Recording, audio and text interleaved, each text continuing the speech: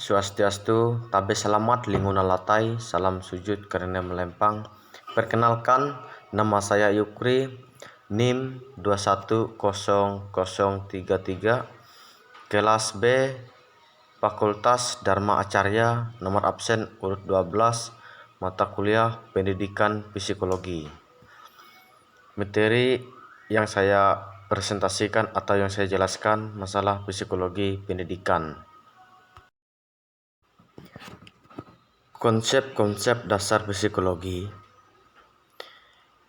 adalah dalam memandang perilaku bermasalah yang bisa digunakan sebagai kajian pada saat kita melihat perilaku yang dianggap kurang sesuai. Bagaimanapun juga, psikologi juga pada umumnya akan membahas mengenai sikap dan perilaku seorang yang dianggap wajar dan normal. Standarnya dibuat demikian rupa sehingga muncul suatu batas-batas kewajiban orang bisa disebut sehat atau normal, dan orang dengan masalah gangguan psikis. Masalah gangguan psikis tersebut yang biasanya bisa sebagai perilaku bermasalah, kerugian dan alami, kadang tidak sebatas pada dirinya individu itu sendiri, namun juga bisa berdampak pada orang yang sekitarnya dan bahkan di lingkungannya. Perkembangan psikologi pada manusia terjadi ketika manusia lahir sampai meninggal. Perkembangan psikologi ini, manusia tidak dapat merasakan perkembangan dalam dirinya, seperti perkembangan berpikir sehingga anak dapat melakukan sesuatu, emosi, fisik, dan lainnya. Pada masa usia dini, anak harus mendapatkan perhatian yang lebih atau mengawasi orang tua dalam perkembangan pikiran, fisik, emosi, dan lainnya. Perkembangan psikologi merupakan perubahan anak secara bertahap, mulai dari perkembangan fisik, kognitif, dan sosial emosional.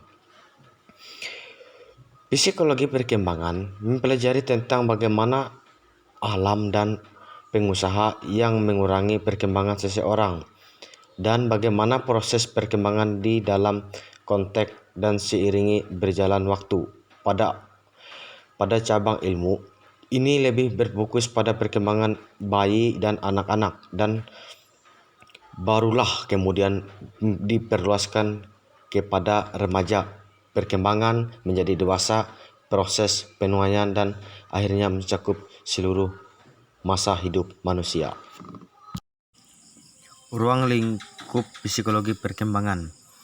Berdasarkan ruang lingkup dan objek yang teliti, maka psikologi dapat dibagi menjadi dua bagian. Pertama, psikologi umum, yaitu ilmu jiwa yang mempelajari gejala-gejala kejiwaan manusia dewasa yang normal dan beradab. Kedua, psikologi khusus, yaitu ilmu mempelajari sifat-sifat khusus dari gejala-gejala kejiwaan manusia.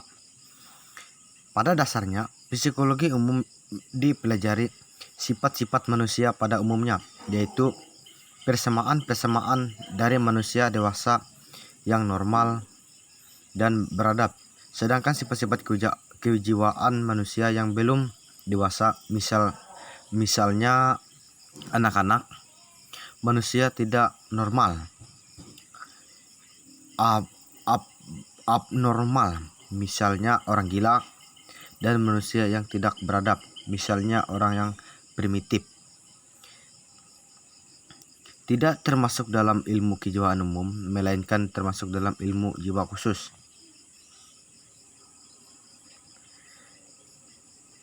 Menyebutkan psikologi khusus menyelidiki sifat-sifat yang berada pada manusia, seperti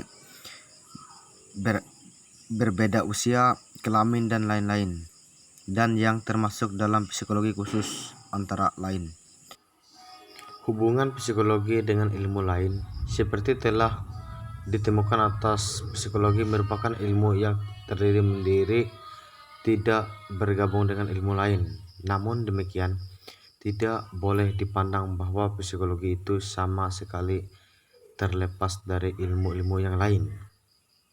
Dalam hal itu, psikologi masih mempunyai hubungan dengan ilmu lain tersebut.